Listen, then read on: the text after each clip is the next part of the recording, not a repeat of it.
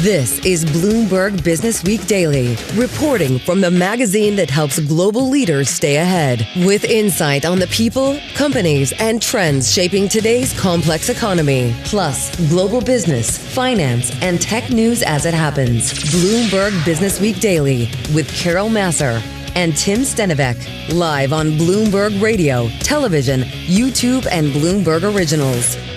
And a very good afternoon, everybody. Streaming across Bloomberg platforms. That means radio, TV, YouTube, and Bloomberg Originals. Welcome to Bloomberg Businessweek Daily. I'm Carol Massar along with Tim Stenovec.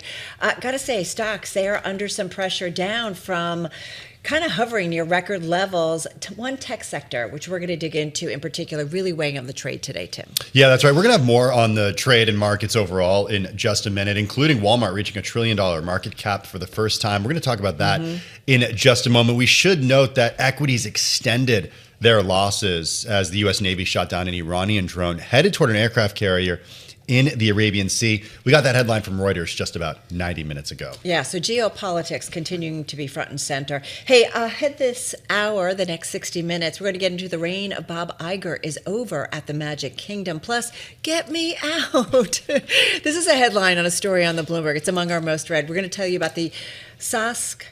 You got it, SaaSpocalypse. SaaSpocalypse now. Software as a service apocalypse. Because there's something going on with this group of stocks. These analysts will write anything to get us to read these notes. Say that 5 times fast. Yeah, it works. Not me. Also, Trump homes may be coming to a neighborhood near you. We're seeing homebuilders rally on this news. Fascinating story. A lot, though, to be figured out on that one. And then BlackRock's Jaime Magyera back to talk markets and about retirement planning and wealth management. So a lot coming your way in the next 60 minutes. Let's get you going, though, on this Tuesday with a check on the trade. Here is Charlie Pellet. All right, thank you very much. Lots going on. We got you covered here at Bloomberg with the Dow, the S&P, NASDAQ very much in the red, not just lower, worse level of the day right now on the S&P. Do want to begin with Bitcoin because right now Bitcoin has dropped to the lowest price since President Trump's election victory. Bitcoin right now is down 6.8%, just above $73,000 on Bitcoin, $73,140 right now on Bitcoin.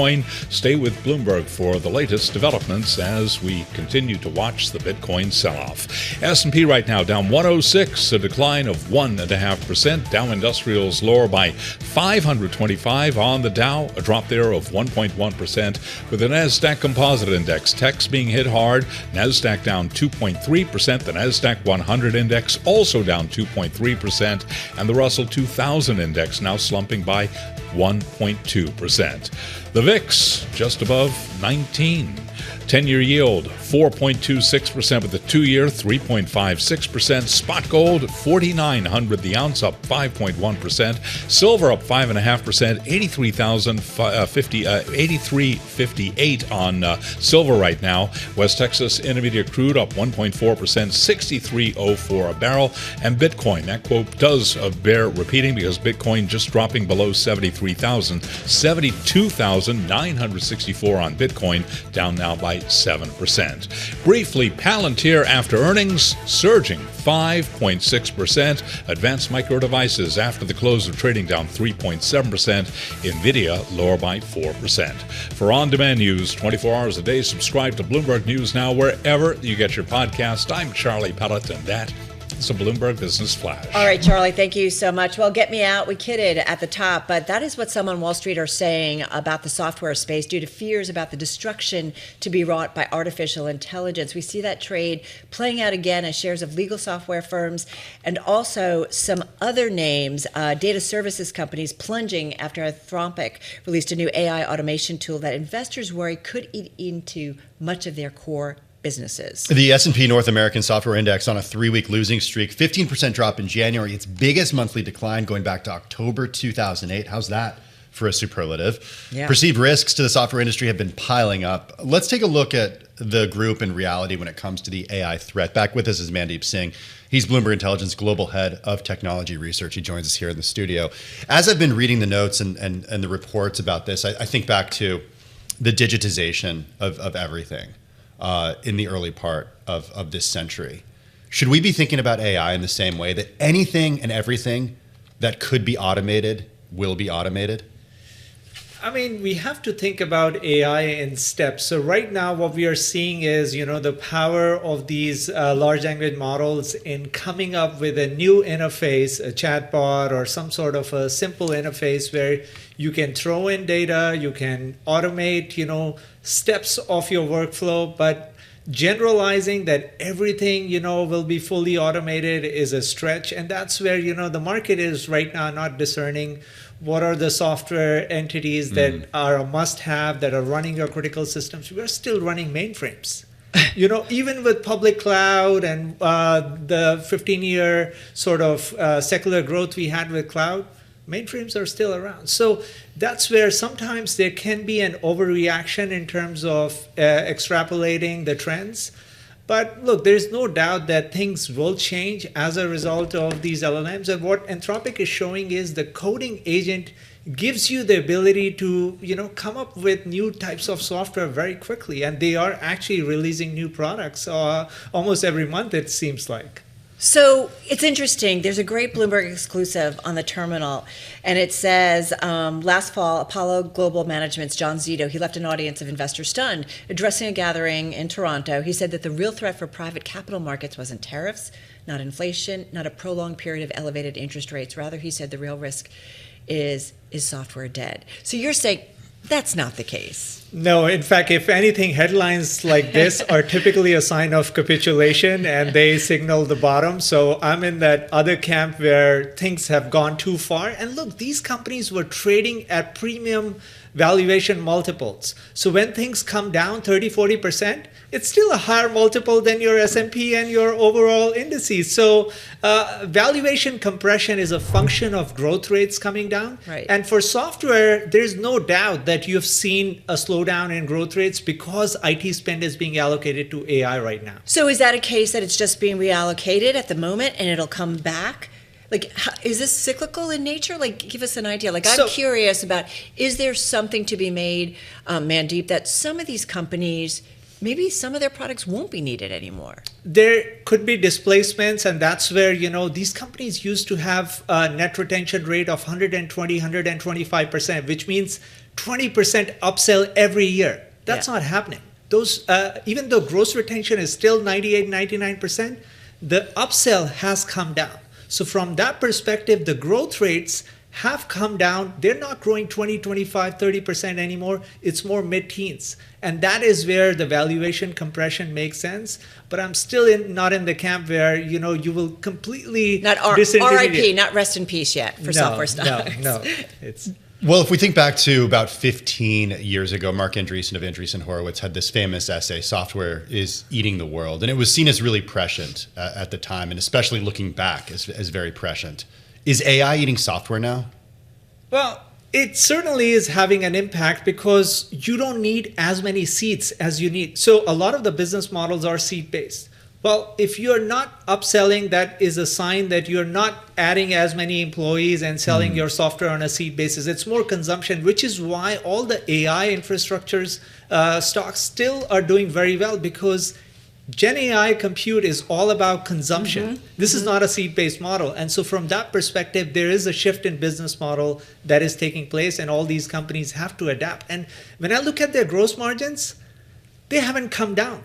If you're investing for the SaaS companies? For the SaaS companies, if you're investing in generative AI infrastructure, your margins will come down. That, for me, is actually a sign that you're investing enough that it's starting to show up in the margins. It hasn't happened yet. You mentioned with the SaaS companies, the upsell, right? That has made them kind of on a tear. Does that come back eventually after the AI spend and build out and all the money that's being allocated now? Does it come back to these companies? So the upsell is kind of dependent on what are the add-on products these companies layer on over time. Well, those add-on products have to be AI-based. Now you can't, develop old-fashioned products that you had before and hope to sell, because that's not going to happen. So it has to be, that's done. So that's where there is a definitive change in UI that is taking place because of, chatbots and all these interfaces. And so any add-on products that you are developing has to be, in line with the chatbot interface that everyone seems to be piling on. And a really interesting story by Joe Easton and Henry Wren about legal software firms and other data service companies plunging after Anthropic released this new AI automation tool. Investors worry could eat into much of their core business. We saw shares of Wolters Kluwer, London Stock Exchange Group, Thomson Reuters, Experian all take a hit today. Why is this sector in particular potentially hurt by Anthropic's latest move? I mean, look, it happened with coding agents and, all the stocks that were DevOps oriented. They took a hit because Anthropic showed what their coding agents could do. So now it's happening in the field of legal analysis, document analysis, that kind of stuff. And that's the thing. What they are claiming is this software was coded entirely by, their coding agent with minimal intervention from a human. So when you so how does that work? They just tell. Like to create something. You have a prompt. Right? You prompt Claude to do something.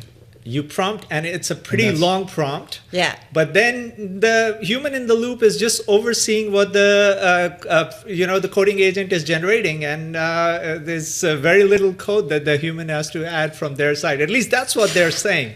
We'll have to make sure that is the case. Well, this is why so many people say with AI, right, it's about humans learning to work with it, right, as a tool and asking it the right things to create things. But it's pretty fascinating.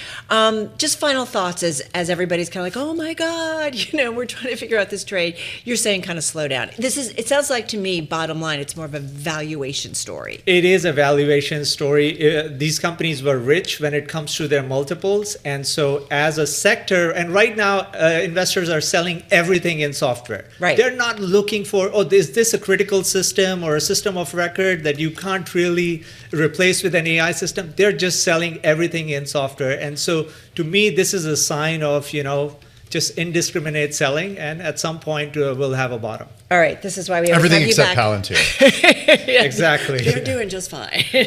Mandeep Singh, thank you so much. Global Head of Technology Research at Bloomberg Intelligence. We do have a headline crossing the U.S. shutdown. We do have it's on track to end as the House approves President Trump's funding deal. So it is over. It did get the votes. The spending package now goes to the president for his signature, with the Department of Homeland Security funded through February 13th, and the rest of the government funding through the September 13th end of the fiscal year. So again, indeed, the vote's been going on. That is a live shot of the House of Representatives in Washington, D.C. So again, the House passing that government funding package to end that partial government shutdown. Much shorter. Yes. Much shorter. Well, the House vote 217 to 214. It's a more limited funding lapse. That could loom, Carol. So the Department of Homeland Security would only be funded through February 13th. So Correct. The clock is ticking there.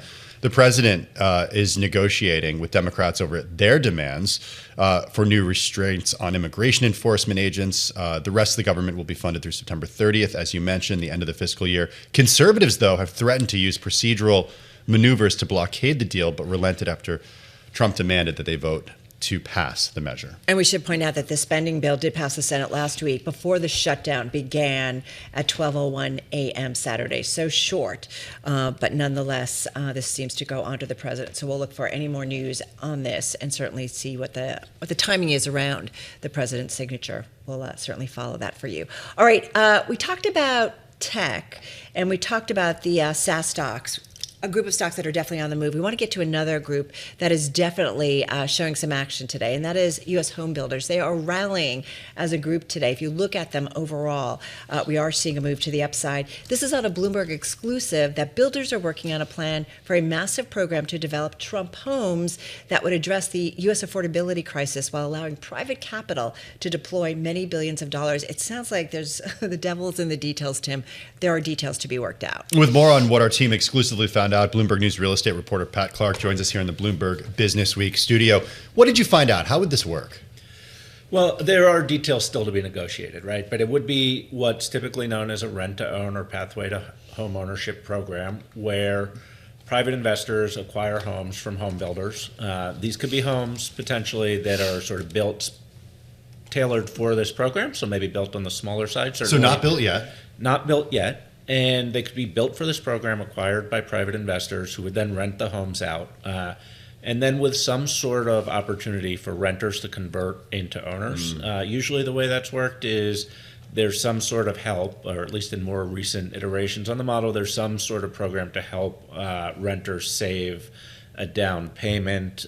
Some of the talk around this is that, would there be a role for federally backed mortgages? Do Fannie and Freddie get involved in some way, bring down the cost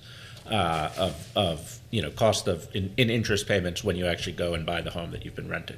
So private investors, Pat, provide the money up front for home builders to build, and then who gets all the permitting and all that good stuff? That's always so much fun. Well, the builders have to build the homes, but I think Okay. the way one person described it to me is like builders are they're in the moving business, not the storage business, if you indulge that cliche. And so the builders know how to get the homes built, and then they give them to someone else, right, who can hold them on a balance sheet and figure out how to manage them. I mean, managing these kinds of properties is not necessarily. That's been the pitfalls before in this rent to own. You report it in your story. It's one pitfall. It's complicated, right? Who's supposed to take care of the home during a period of time when it's owned? When ownership is sort of transitory. So that's certainly one thing. It should be easier with newly built homes, right? If you're doing this the way this has been done in the past, usually is you buy an existing home, and which could come with all sorts of deferred maintenance in it. Whereas these homes, you would imagine could even have a builder warranty on them, and so that should be easier. The hard part really is coming up with a scheme that lets people convert and buy the homes. Another challenge, I think, and I'm no real estate expert, but I'm told the three most important things when it comes to real estate are location, location, location. I've heard that before. Where are these homes going to be built? Because it kind of doesn't matter if you create 1 million homes in places where people don't want to live. Sure. I think that seems like the less hard problem to solve to me personally. Well, because that's where, to Carol's point, the permitting comes in, because a lot of the challenges with the affordability crisis is zoning, and the fact that a lot of these places that are highly desirable with expensive home prices, you can't build because of density issues. Yeah, I guess that could be an issue. I mean, there's also, we're talking about lots and lots of newly built single-family homes. These have to go in the suburbs. They have to go where there's land to build them on, and But is that where people want to live? That goes, I guess the argument, Pat, because we've been talking about affordability, you know this better than we do, for decades. And so you have so many people working in these major cities, be it New York, be it LA, and the ability to live close so you're not commuting an hour or 2 hours or 3 hours or whatever the heck it is. It's difficult. So to find that affordable housing that is close to where the jobs are. Is that where if you're building single family homes, that might not be the case. Sure, that's fair, right?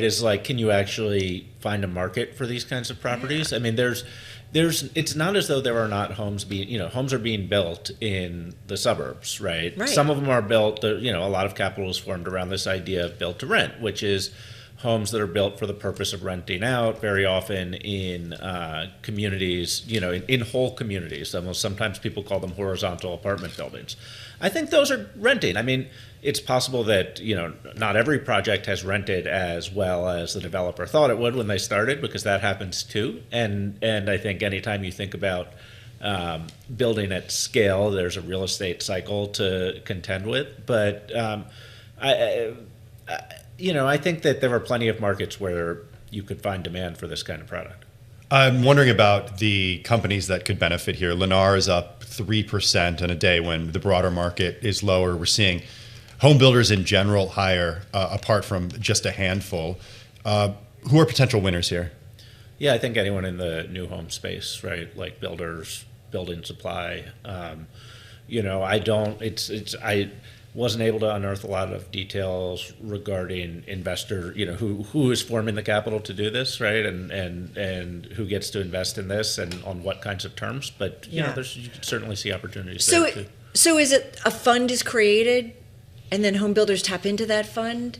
Is that kind of how it works, or we don't know yet? And the other thing that I was thinking is that, okay, now you have investors involved, you have home builders involved. These are all layers that have to make some money on this project. And I'm curious about how expensive these might be. I know the whole idea is about affordable homes, but I do think about people taking a piece of the action and how that drives up prices, essentially. I think it's complicated, right? I think there's I don't, always is I think with housing. we tried to get this across in the story. This is a complex idea, and it may prove too complex to actually, operationalize. But it's at the same time, I think you could think about it as it may turn out that this is an idea that the housing industry broadly is trying to put in front of the Trump administration because, both sides recognize that there is a housing affordability crisis and it needs to be addressed in some way. Everyone has an interest in doing something. And so, if it turned out this was a conversation starter, I wouldn't be shocked. At the same time, we have Trump accounts, right? We have these. This does seem to fit a template that some people have at least pushed from just idea to something that exists in the real world, and so it wouldn't shock me if that happened. We're actually going to talk about Trump accounts a little bit later on. No, it's interesting. Would they be called Trump homes? That's the way people are talking about them now. Yeah. All right. It's one way to get it in front of the president, right? Yeah. Truly. Know your audience, as some might say. Pat, great story. And it is a Bloomberg exclusive, so highly recommend that everybody check it out on the Bloomberg and at Bloomberg.com. Pat Clark, thank you. He is Bloomberg News real estate reporter joining us right here in studio. Should we talk markets? Let's talk markets and send things on over to Charlie Pellet. We're off our worst levels of the day, but still seeing a lot of red on the screen. Hey, Charlie. Well, hello there. Do want to begin with those home building names you guys just discussing. Case in point, Lennar, higher by 2.9%. KB Home up now by 1.5%. Toll, the nation's largest luxury home builder, trading lower by 0.5%. And DR Horton up by 1.4%. Stocks very much in the red. As Carol mentioned, though, we are trading off session lows right now. Slight bounce there, but still the S&P's down 85. Drop there of 1.2%. We've got the Dow down 400 points on the Dow, down 0.8%. The Nasdaq Composite Index down 442 now, drop there of 1.9%. The Nasdaq 100 index also down 1.9%, and the Russell 2000 index of small cap shares right now down 0.7%. The 10-year 4.27%, but the 2-year 3.56%. Gold is surging 5.6%, $49.25 the ounce. Silver rebounding today, up 6.9%, $84.81 on silver. West Texas Intermediate crude up 1.6%, $63.14 a barrel. The big news, though, the sell-off today in Bitcoin now down by 4.5%, 74,857 right now on Bitcoin.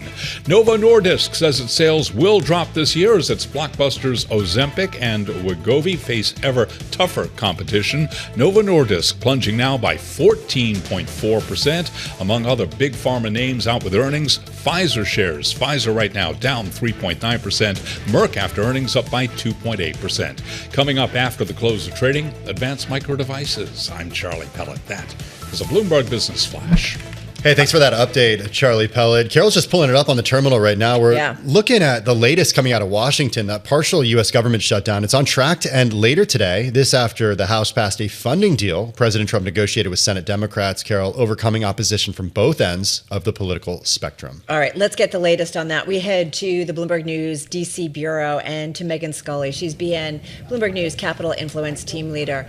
Megan, good to have you here. All right, so walk us through what happened, what actually got done, and what happens from here. So lots of drama on the Hill today. There were 2 votes on this measure. The first one, which was essentially a procedural hurdle, and that was the big one. And there were several ultra-conservatives in the House who wanted to withhold their votes.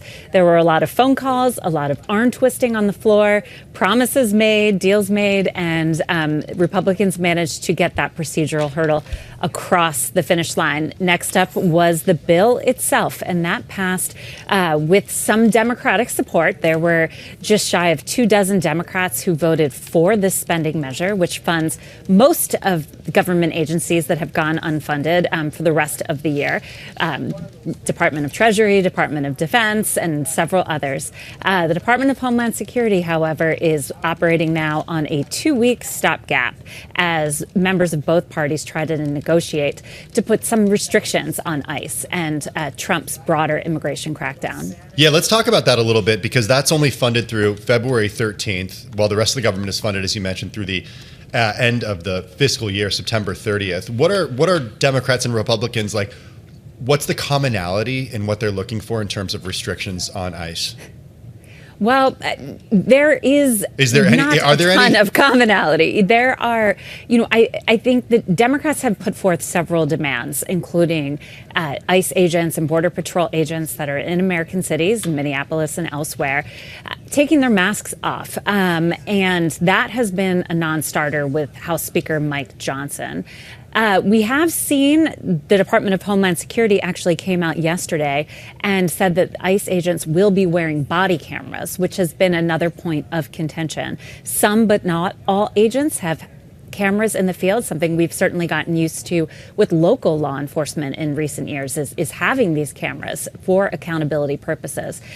We don't know the exact time frame on how they're going to get all of these agents in the field, these cameras, but that certainly would meet one of Democrats' demands. I think it's so also that would be. No, go ahead. No. Please finish. So that I guess that would be the one area of commonality that has emerged so far. I thought it was also interesting, right? Certainly was about the Office of Homeland Security coming off of what's going on in Minneapolis. But in the reporting that Bloomberg did, it also noticed, Megan, that some conservatives opposed the bill because they wanted to include changes to election laws that would have scuttled the measure in the Senate. Several conservatives also argued against approving the measure because it contained some spending increases and pet projects backed by Democrats. So there's other things that kind of came at play here. And I think what's certainly, I think, of note, of interest with the midterms looming is election laws. Absolutely. This became one of the last big pieces of legislation that'll make it through Congress before the elections in November.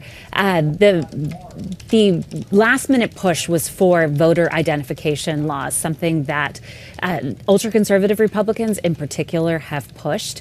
It's a measure that has passed the House, but is essentially dead on arrival in the Senate, where they need 60 votes to do just about anything. And Democrats are united against this. This all feeds into Trump's bigger push on elections. Whether it's federalizing elections, as he's talked about in some interviews recently, or sending the FBI into elections to investigate elections in Georgia going back to 2020. Democrats will fight against this moving forward, certainly. So I don't see this as a legislative push that is necessarily going anywhere. But there are some wins for Democrats in this bill, in the broader spending bill. It overturns some DOGE cuts, including cuts to medical research, particularly cancer research. And there are a lot of programs in there that Democrats do support, which is why you saw the support in the Senate, and then you saw some 21 or so Democrats in the House lining up behind it. Did Democrats learn politically what it meant to shut the government down for such an extended period of time in the fall, and that helped motivate them to come to the table here? Yeah, the historic 43-day shutdown. Both parties, I think, would say that they won the shutdown. While Democrats did not get the Affordable Care Act premium subsidies extended, which was their chief demand during that shutdown, they did see it as a win, at least politically for them, going into a midterm cycle that is focused so heavily on affordability. And healthcare is becoming quickly an unaffordable cost for many Americans. So in terms of at least the messaging war, they say that they won that. Yeah, it sounds like it sounds like, too, the messaging from the White House on the president specifically was like, get this done. Yes, Trump did not want to see a government shutdown happen this close to the midterms. As he's discussed recently, he is increasingly concerned about particularly the House changing hands and Democrats winning the majority in the House, which could then lead to further impeachment proceedings against him. Remember, he was impeached twice, but not convicted by the Senate in his first term. All right, great stuff. Great breakdown. Megan, thank you so much. Megan Scully, Bloomberg News Capital Influence team leader. She's there in the Washington, D.C. bureau. All right, let's move to another stock that is definitely on our radar. Another company that's on our radar has been starting kind of late last week, and then certainly it feels like yesterday and yes today. We're talking about Disney. Yeah, bam, this morning in the news that the company said that Josh D'Amaro will succeed Bob Iger as CEO, passing the reins at a key moment in the company's history and after struggles to find a new leader in the past. Earlier on Bloomberg, James Gorman, former CEO of Morgan Stanley, now chairman of the board at the Walt Disney Company, told Bloomberg TV that after the board considered over 100 candidates in total, why Josh D'Amaro made sense. He's a fantastic executive. He's strategic. He's run a huge operations, one which Disney is now investing $60 billion of capital into. He has great creative instincts. He has what Bob Iger calls exceptional taste. Bob will be working with him through 2026, guiding and mentoring and helping further develop him. This company's trading at 15 times earnings. That's nuts. I mean, honestly, there are very few companies that have this quality of assets, this quality of bones, as I call it. Kind of sounds like what Ross Gerber said to us yesterday of Gerber Kawasaki. Like, this is a value play at this point. Yeah, really fascinating. That, of course, was James Gorman, former CEO of Morgan Stanley, now chairman of the board at the Walt Disney Company, earlier on Bloomberg with Bloomberg Tech's Ed Ludlow. Let's get to it with our own Chris Palmeri. He's Bloomberg News senior editor and entertainment team leader. He's out there at the Bloomberg News Bureau in Los Angeles. Chris, we've been talking about Disney so much. What do you make of this news? And I feel like we've been expecting it ever since the talk and rumors and Wall Street Journal report last week.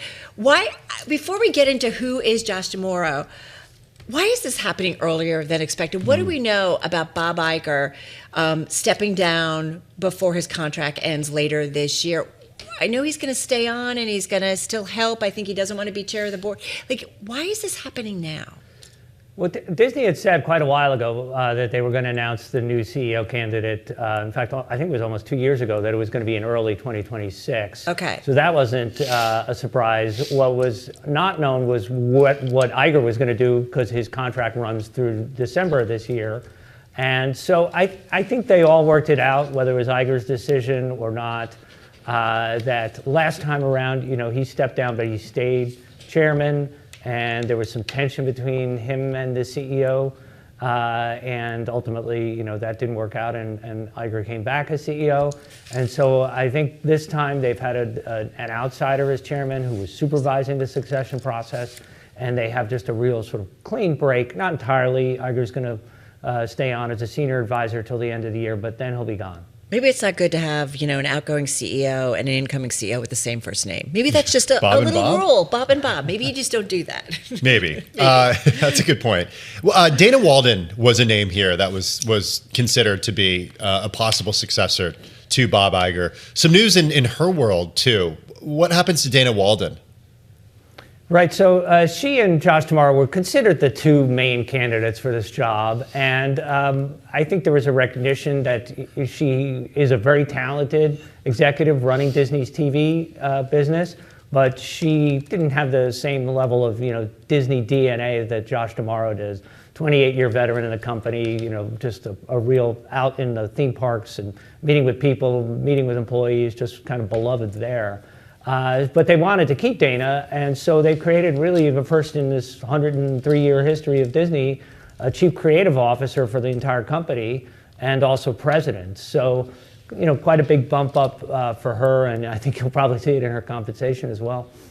I think it is interesting, and maybe it shows that creative still matters, right, at Disney, a company that's so associated with the creative. Having said that, going back to Josh, Chris, it kind of makes sense. I was listening to some numbers from Geeta Ranganathan of our Bloomberg Intelligence team who covers Disney, and is it 60% of revenues at Disney come from the theme parks and that business? And she said they're adding ships, they're continuing to grow in this area, that it could be as much as 70%. I mean, it kind of makes sense that the growth engine, it feels like, or the bulk of revenues, that the person who runs that heads up this company. Does that kind of make sense? Well, what we've seen in this, happening everywhere, people are gravitating towards these, live experiences. Mm-hmm. We spend so much time online, and yet we want to get out with friends and family and do these things, and Disney's been benefiting from that. And at the same time, Disney as a legacy media company with all those cable channels and that are losing subscribers and losing advertising dollars is declining in that department. So they've obviously tried to bolster that business. They built a huge streaming business in that, but especially in terms of profits, it's not where the traditional TV business was, and so that's why parks have risen so much in importance relative to the overall company. So why did Bob Chapek not work out, and what does Josh D'Amaro have to do in order to to avoid a fate. So like many Chapek? so many missteps with Chapek. Well, one of the first ones was reorganizing the company so there was a central person in charge of all the creative decisions. That really angered the department heads.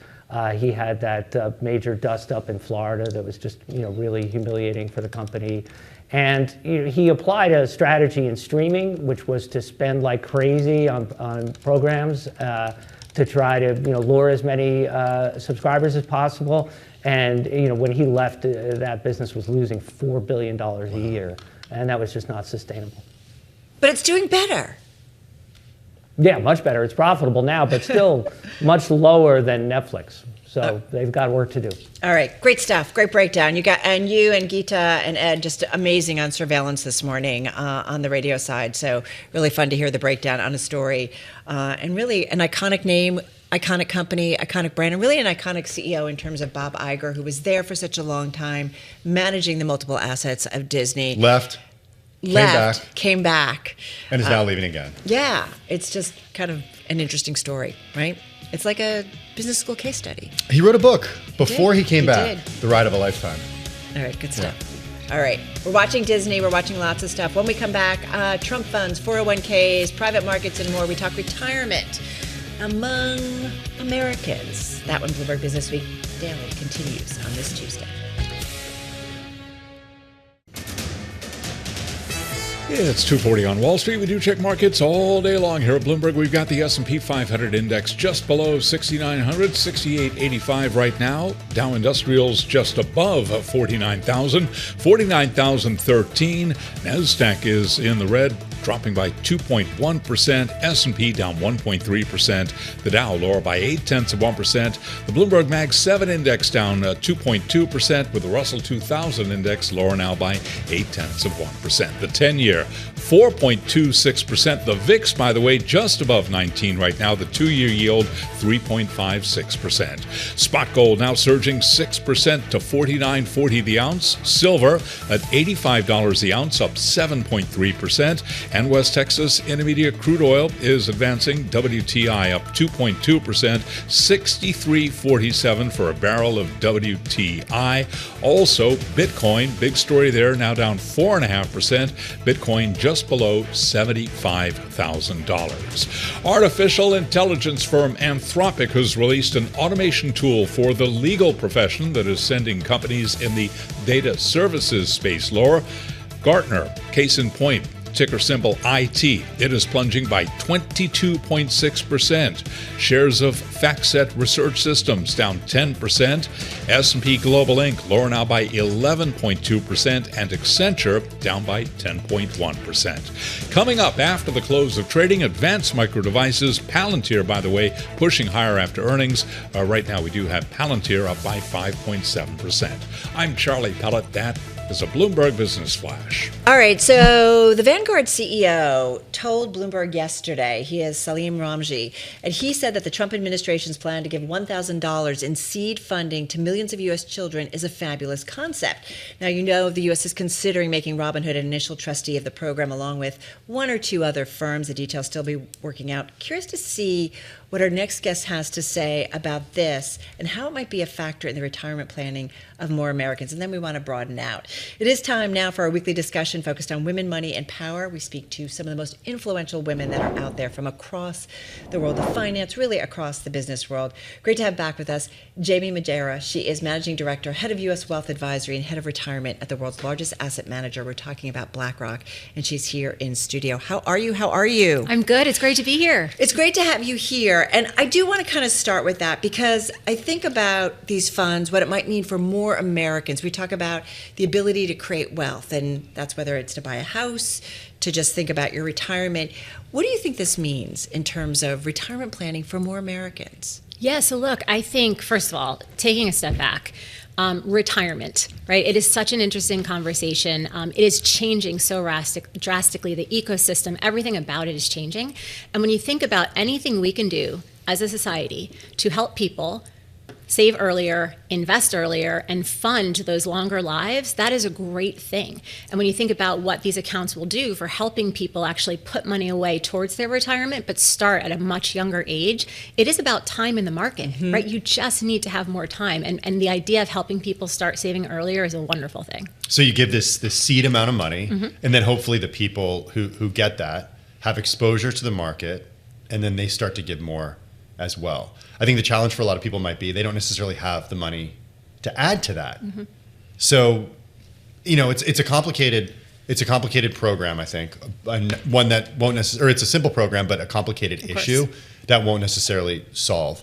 If we think about it from the broader perspective of Americans being prepared for retirement, what are you seeing from clients out there right now, making sure that in an environment like this where we're seeing some volatility? Charlie was just talking about double-digit declines in some software names today because of disruption from AI.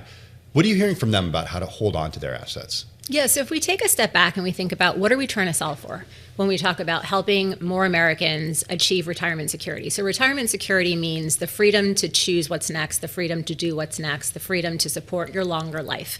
And when we talk to clients about it, it's two things. It's giving appropriate access to the full power of the capital markets, and it's managing risk across these longer lives. And when you think about how you pull those two things together, that's what we focus on with our clients. In fact, BlackRock, a lot of people don't realize we're a retirement company, right? People think of BlackRock in many ways. We're a retirement company. Over half of the assets, half of our 14 trillion is in service of helping people save for retirement. Right back in 1993, we invented this elegant design of a solution, which is a target date fund that helps people access the capital markets and then manages them through in an appropriate way so that when they retire, they have money to use during their retirement. The challenge is the world's changed, right? So people are living longer. The responsibility of retirement saving is now so much more on the individual than ever before, and the capital markets have evolved so much. So you need to almost rewire the whole thing and understand and figure out what are you solving for and then what resources and tools you have to deliver on that. So Jaime, what are some of the things that you think about in that rewiring? Yeah, so there's two really big themes. The first is we talk about people living longer. People are living longer, and they've always been focused on saving to get to a certain number. But who knows what that number should be, and how do you actually then convert that and do the math to figure out how much income that should get you? So the first one is all about turning savings into income. And you think about pension plans for years. What's the benefit of a pension? You get a defined benefit, a defined income stream. And to date, 401k plans haven't provided that. More and more people are asking for it. Over 50% of Americans are more scared of outliving their assets than dying. Like, that's a really scary thing. And what they're really saying is I need clarity on figuring out how much income can I get and how do you actually give me the lifetime income, the guaranteed income to get there. And so one of the things that we've been talking with our clients about is a target date fund that has the option of embedded lifetime income provided by an insurance company. And so you've elegantly brought together the target date fund solution, which is the number one solution for any 401k plan, but you've now embedded it into that, or you've embedded lifetime income into that. So is that an annuity that goes in there then? Yeah, it's the option. So, we do think that, first of all, people need choice, and people want options. And the beautiful thing about LifePath Paycheck, which is our target date fund with income, is not only does it give you the option to get that guaranteed income, an annuity provided by an insurance company, but it also helps you figure out what that income could be and how much it could be throughout your life. Well, how is this different than people saving assets, and then supplementing Social Security with selling some of those assets every year when they reach retirement? Is there an aversion then to selling the assets, and people want income generated from the assets instead of actually disposing of the assets? Look, I think at the end of the day, we're all human, right? And you want some sort of security. That's the beautiful thing about Social Security. It gave you some type of security. And so you could do the math and figure out what your withdrawal is and how you actually sustain those assets that you've saved. And you can work with an advisor or various tools to do that. That's a perfectly fine approach. Or you could also get the security of having that guaranteed income and having that income stream for you. And we call it LifePath Paycheck because people work and work and work. Right. And then suddenly they retire and they say, well, where is my income coming from? And so through LifePath Paycheck, you actually get that paycheck after you stop working. Fascinating. And one of the things before we wrap up is, we talk a lot about the great wealth transfer, and whether it's to a younger generation, but increasingly, again, you talk about people living longer. Women tend to outlive men. And I am curious, are you having more conversations with women, either as part of a marriage or a partnership, and kind of planning around that idea that, okay, one of us might not be around, and it's likely to be maybe the woman who lives longer. Yeah. So average longevity rates have increased by 7 years over the past 2 decades. Now, when you think about women, as you say, tend to, in general, outlive men. The other thing that's interesting is in partnerships, more often than not, the woman is younger. And so she has that bigger gap to fill. When we talk to women about retirement savings, this is where security really matters, the confidence. Let me know I have some type of guarantee, and then I will use the rest of my savings on discretionary items or doing the things I want to do. Confidence, security, and clarity. Clarity is the big word for everyone. Let me know how much I need and how I'm going to fund it. It sounds so simple, right? But it's amazing how it's not there. And you're right. I think people get to the end and they're like, wait a minute, this isn't what I expected. Never enough time. Come back soon. I will. Love it. Jaime Magyera, she is Managing Director, Head of U.S. Wealth Advisory and Head of Retirement over at BlackRock, joining us right here in studio. Hey, coming up next, stocks on the move. In the meantime, taking a look at some stocks that are on the move right now. Shares of companies in information technology taking a hit. It's the worst performing sector in the S&P 500. Those stocks are down more than 3.2%. Consumer discretionary down 1.6%, as is communication services. The S&P 500 as a whole down 1.4%. Coming up next on Bloomberg Businessweek Daily, stocks on the move. This is Bloomberg.